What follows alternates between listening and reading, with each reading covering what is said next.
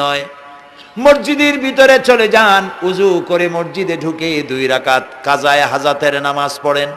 রাসূলুল্লাহর উপরে যখনই বিপদ হতো তিনি নামাজে দাঁড়ায় যেতেন। সুবহানাল্লাহ বলো। আপনি কেন যাবেন একটা কবরের কাছে? আপনার সাহায্য কামনার জন্য কোনো পীর নয়, আপনার সাহায্যের জন্য কোনো কবর নয়, সাহায্য পাওয়ার জন্য কে? আল্লাহ চান আপনার ঈমানটা খালেস হোক।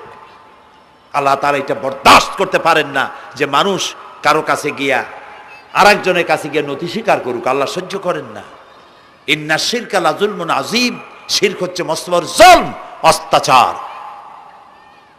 আল্লাহ সব থেকে অপছন্দ করেন কোন গুনাহ বলেন? শিরক। আল্লাহ সহ্যই করেন না। কেন করেন না? একটা যুক্তিতে আসে। যারা বিবাহ